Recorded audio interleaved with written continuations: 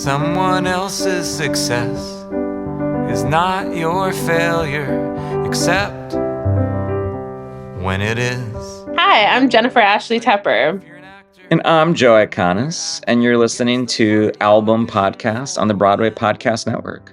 This is our final episode of this podcast, and it is the final track on the album, Try Again. So on this episode, you'll get to hear about the origin story of the song and how a particular experience inspired this to be performed initially at a porn factory we were all very fond of at the time. Yeah, and you'll also hear the future plans for Album Podcast now that we've finished the album.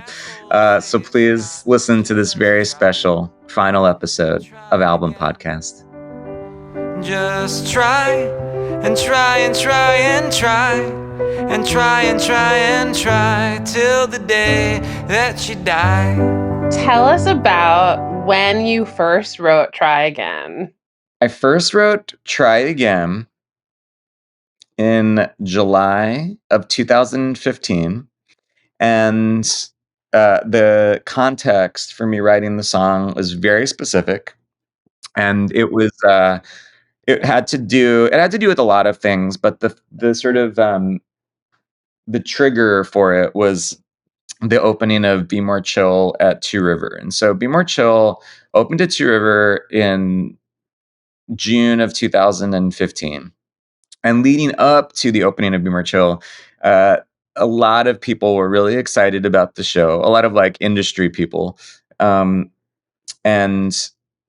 everyone kept saying things to me like, oh, I think that this is going to be the one. This is going to be your show that finally does the thing you want your shows to do, which is go to New York to like a fancy off-Broadway nonprofit and then go to Broadway. Like everyone was just like, this one is like, it feels like a commercial, but it's strange. It has all these things going for it. So there's all this like buzz around the show. And so then the show opened, and the New York Times sent a major critic. And like every other show I've literally ever done in my whole entire life, the critic gave it a bad review, really bad review, said it was a piece of shit. And because of that, all of the buzz immediately went away. And it's something that I've talked about quite often in interviews and such. And people always want to do the like reviews don't matter thing, but I cannot impress upon our dear listeners enough how for a show like the sort of show that I write, they just do matter, because the people who let those shows have other lives listen to the reviews. And so not only, and I say this a lot too, not only did the buzz disappear, but people literally canceled their tickets, which I always want to remind, like the day after opening or the day after the review came out, actually, like all these people who were coming to see the show to consider moving it to New York were like, okay, next time we're canceling our tickets. There's no point in attending. And I think, the intention of saying reviews don't matter is people want to say reviews shouldn't matter. And it's the same as like, human rights shouldn't be political. Like, yeah, of course, but like they are. So we have to claim that. And so we can address it. And it's like, yeah, reviews of course do matter. Yeah, for sure. The canceling tickets thing is so fun. I mean, it just it happens literally every time you get a bad Times review. And I have since, because I've mentioned that in interviews and post, Be More Chill coming to New York.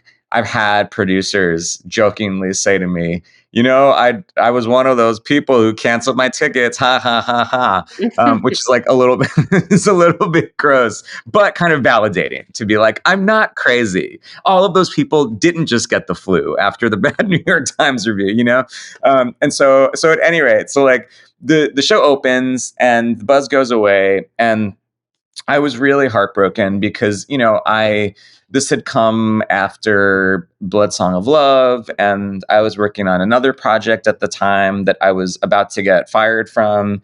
And I was working on a few things and nothing was quite happening for me. And I was really frustrated. And we booked this show at Shakina Neyafak's Musical Theater Factory, the old porn studio. And we were doing this, Iconis and Family show, I think, as we talked about, that was the show in July of 2015 that Amphibium was performed at in concert for the first time, and a few other things. And I wrote this song for that show, Try Again, and it really was a song that like kind of came out fully formed.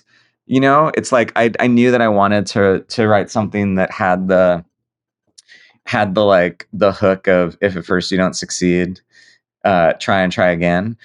Because to me, like those sort of sayings, are like, it's the same thing as like reviews don't matter. It's like these things that people say and don't actually think about them, or don't actually think about what it means. And so it's like, I wanted to write something that was about that, and was about, resiliency, and was about like living in your depression, and then, dusting yourself off and trying again.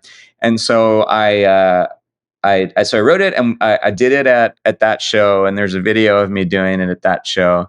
And it's the ultimate, like, I feel like the song kind of speaks for itself. It's like as autobiographical as any song could be, I feel like. And it's something that's so specifically about artists. But I do think, and I hope that other people can relate to it, like, because I do think it applies to anyone. And certainly people have told me that song means a lot to them, who are not artists, or not like artists on the surface, at least. Yeah. Yeah. I feel like the premiere of it sort of felt similar to the premiere of Broadway Here I Come, in that the audience knew how personal it was. And like, in every subsequent performance, it probably became a little more about the song. But in this moment, it felt like, oh, we're bummed about this thing that happened too. And like, we realize what inspired you to write this. And we're like on this personal journey with you. Mhm. And I also feel like this song was performed more than just that time at the Factory. Like, I associate this song with the musical theater Factory. Yeah. Was there ever another song you considered being the last song on the album, or did you always know that this would be the last song on album?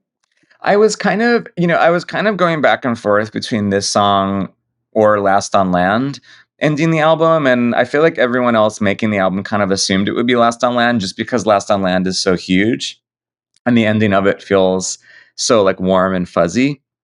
But I always felt like, if a song like Last on Land or the Goodbye Song is a great final song for a live show, I always loved the idea of the last song on the album being something that was kind of unexpected and kind of smaller and a little bit simpler. And so Try Again really, like, sort of announced itself as being the closing song. And to me, there's a nice symmetry between the first song on the album being Album, which starts with me and a piano, and then adds a whole bunch of people, and then this one, being the closing song, which is me and a piano, and a beautiful French horn solo by Kira Sims. But then just kind of ends with me and piano again. It felt like a nice full circle moment. And also, it's like, I think that, if Last on Land is this grand, gorgeous statement about, I mean, gorgeous, like, because of the arrangement. I'm not calling my own song gorgeous, even I like it a lot. But it's like, if Last on Land feels like this like huge, sweeping, statement on friendship and art and perseverance and all of that. I like that Try Again is a little bit pricklier, and it's a little bit scrappier, and it's about, like, it's not always like that, like a life in the arts, and an existence collaborating with a community of people. It's not always beautiful, and it's not always romantic, but it's worthy, and you can prevail in it, amongst the hardships. And so that's what Try Again feels like to me. And I like the sentiment, the sentiment of it ending the album feels correct. It's like it's like the better luck next time, and as long as we're doing it together, we'll be all right. And that feels like a good way to end a 3.5 hour epic album. It feels like if this album came out in the 90s, I feel like a lot of musical theater writers and like solo artists who made albums would always have like a bonus track that was like a smaller type number at the end. It would always be labeled as a bonus track, but it was just, recorded at the same time. This would have been labeled bonus track in the 90s, is what I'm saying. I 100% think you're correct. Yeah. I certainly think it would have been ripped off a lot by other artists if it came out in the 90s. And there would be like, it would always be like the big ending song. Yeah. And then the little piano ballad right after. Has anyone else performed this other than you? Yeah. Lance Friedman has performed it. Lance Friedman performed it at the big Jazz at Lincoln Center show that we did right before the world ended in 2020. And he did it at the 54 Below shows we did last summer, summer 2022. And his take on it is, it's like when Lance performs it, it feels kind of like he's like a deranged host of a children's show or something. It's like, I feel like it feels like weirdly like Sesame Street, on antidepressants or something. Lance Friedman is Mr. Bungie is Try Again. Yeah, exactly. And he really dials into the sort of panic of it and the anxiety of an unstable life in the arts. Whereas I think mine is a little bit more wistful and a little bit more like lived in or something. But yeah, I think he's the only one. Yeah, he's the only one. Yeah, I think it's only Lance and I. Yeah.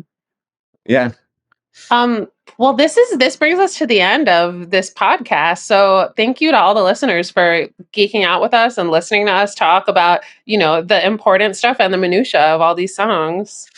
Yeah, I've been so blown away by people's responses to this podcast, and it's been really cool having people quote things at me that I've said that I have no memory of saying on this podcast.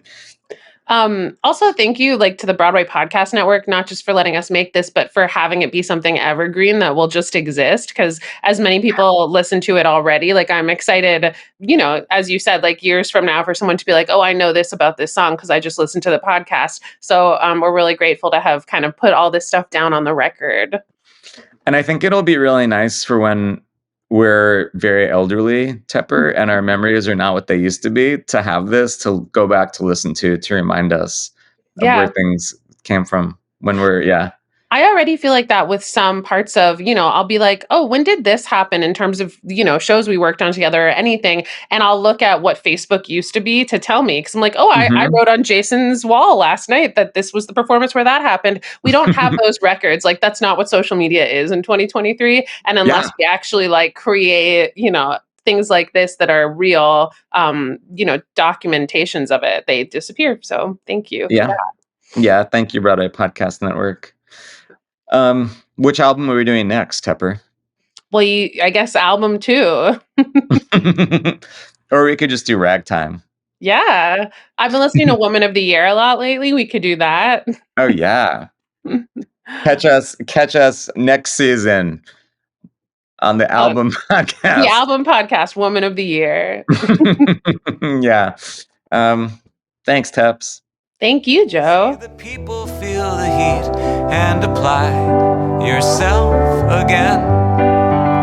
Hey, thanks so much for listening or watching to my podcast. Do me a favor and go to wherever you just listen to or watch this thing and subscribe or like or give us a great rating or review, and then head to bpn.fm/album to find out even more information about this podcast, more ways to watch, more ways to listen, and check out my album. Thanks so much for hanging out. Album Podcast is executive produced by Liz Armstrong, produced by Dori Berenstein, Alan Seals, Kim Garris, and the rest of the team at the Broadway Podcast Network. Be sure to visit bpn.fm/album for both audio and video versions of this podcast and to listen to Album. Just try and try and try and try and try and try and try till the day that we die. And I'll try hard as I can to thrive if you help me survive, as long as we're alive.